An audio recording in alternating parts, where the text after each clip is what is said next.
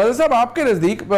In the middle of all this यकीनी तौर पर पाकिस्तान ने बड़ा डिसाइसिव विक्ट्री हासिल की है भारत के खिलाफ, रिवायती अरीब के खिलाफ। उन बातों की को एक्नॉलेज मैं, आप, हम बतौर पाकिस्तानी हम सब करते हैं और उसकी बड़ी अहमियत है और वो हाईलाइट भी होनी चाहिए। पाकिस्तान के अंदर बहुत कुछ हुआ है, बहुत कुछ आज भी हो रहा है। इसके ऊपर आप इस डेवलपमेंट को कैसे देखते हैं, कैसे रिफ्लेक्ट करते हुए देखते हैं? शुक्रिया मुनीर। देखिए, ये ज़ाहिर है बहुत बड़ी डेवलपमेंट है और एक्सपेक्टेड भी था, जो पाकिस्तान को जिस तरीके से, क्योंकि बहुत ही अनएक्सपेक्टेड उस तरीके से कहते हैं अटैक हुआ, और जिस तरीके से पाकिस्तान की आर्म फोर्सेस ने जिस तरह इसका मुकाबला किया, जिस तरह भी चौधरी साहब कह रहे थे, जिस तरह हाईएस्ट जो है पोजीशन होती है ये आर्मी के अंदर, इसी तरह गालिबन एयरफोर्स के अंदर मार्शल कहलाता है जो हाईएस्ट होता है, और इसी तरीके से नेवी में भी गालिबन फ्लीट एडमिरल कहलाता है वो।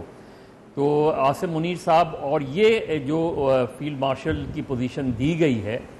क्योंकि ये उससे बहुत मुख्तलिफ है जो 59 में अयूब खान खुद हासिल कर रही थी। बिल्कुल। और क्योंकि ये पोजीशन आसिम मुनीर साहब ने खुद हासिल नहीं की, जो पोजीशन दी गवर्नमेंट ने, कैबिनेट ने, और ज़ाहिर एक ऐसे माहौल में दी गई कि पाकिस्तान के दिफा का जिस तरीके से उन्होंने वो किया,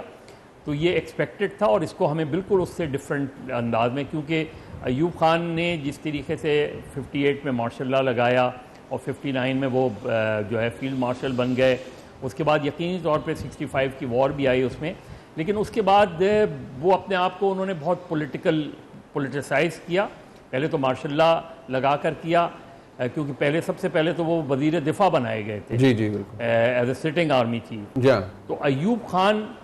का फील्ड मार्शल बनना और जनरल आसिम मुनीर के फील्ड मार्शल बनने में बहुत फ़र्क है। ठीक है जी। और हमें वो फ़र्क बताना भी चाहिए जी, इसलिए कि उसके बाद उस पॉलिटिक्स के नतीजे में 62 में जो फिर आइन बना, उन्होंने अपना ही आइन बनाया। फिर उसके बाद बेसिक डेमोक्रेसी के तहत वो ख़ुद प्रेसिडेंट बने, फातिमा जिन्ना को हरवाया गया, और इतनी ज़्यादा डेवलपमेंट हुई कि अल्टीमेटली उनके ख़िलाफ़ एक पूरी भरपूर सियासी तहरीक चली, जिसके बाद जनरल याहिया खान ने, और जिस तरह भी चौधरी साहब कह रहे थे कि अब किसी को आर्मी चीफ भी बनाना पड़ेगा। उसकी वजह यह है कि अयूब खान ने भी बनाया था गालिबन अगर जनरल मूसा को, और फिर बाद में जनरल याहिया खान आए, और याहिया खान ने, और फिर अयूब खान ने अपने ही आइन की वायलेशन करके जो है, बजाय इसके कि स्पीकर को जो है वो देते, पावर्स देते,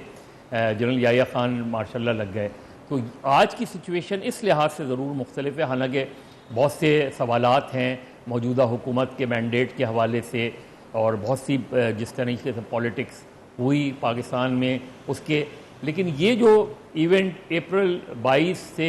10 मई तक हुआ, इसमें ज़ाहिर है आर्म फोर्सेस का इमेज बहुत स्ट्रॉन्गली ऊपर आया। तो ये इस वक्त जो ये वो दी गई है, और ज़ाहिर है 5 स्टार होता है, टेन्योर इनका कोई नहीं होता, लेकिन अब देखना यह है कि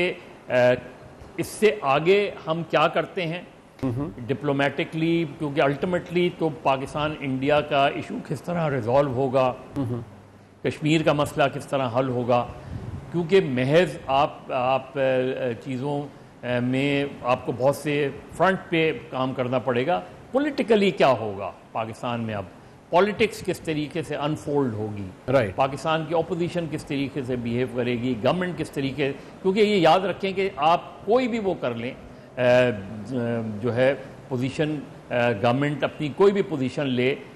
लेकिन अल्टीमेटली अगर लोगों की सफरिंग बरकरार रहती है, लोगों को रिलीफ नहीं मिलता, जो है महंगाई अपनी जगह रहती है। अब देखना है आने वाले बजट में क्या रिलीफ मिलेगा, IMF का आप पर दबाव है, तो ये चीज़ें, लेकिन फॉर द टाइम बीइंग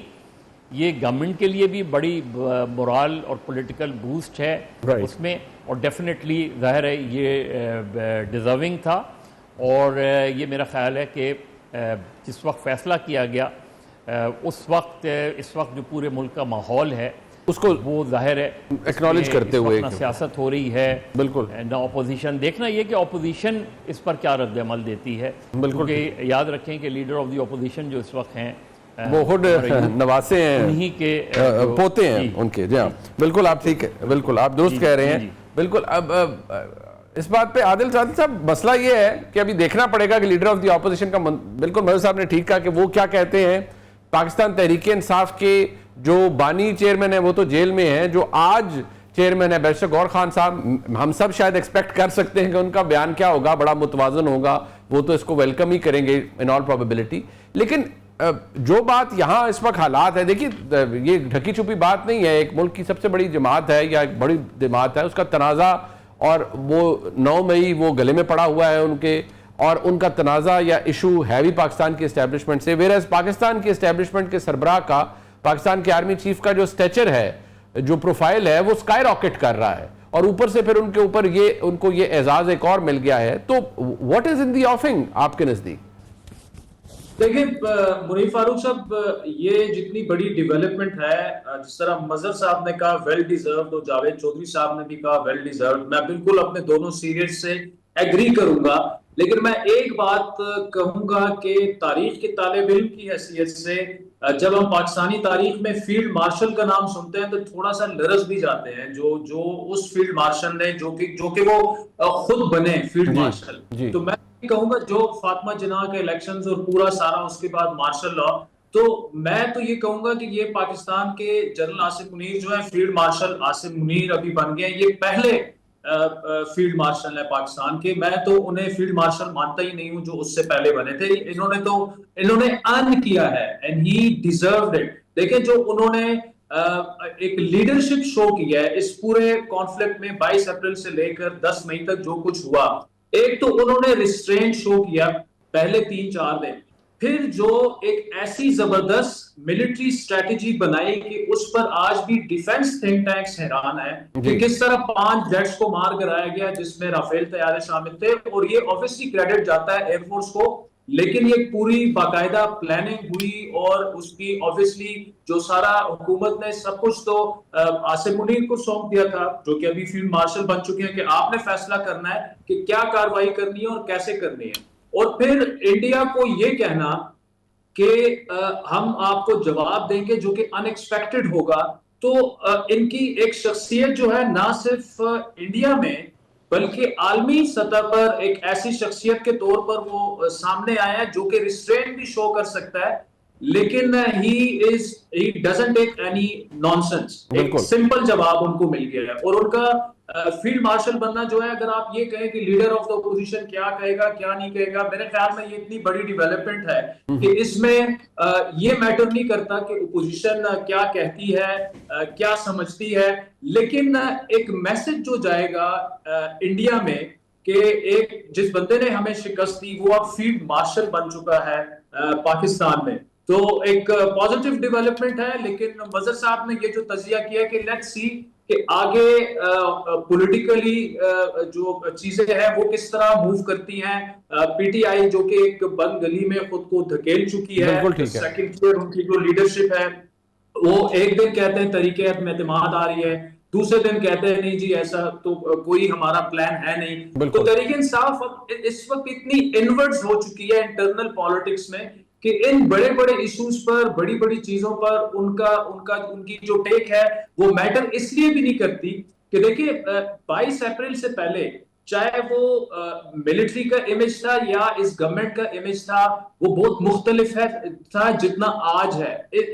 जितनी मोरल बूस्टिंग हुई है with in the army ranks,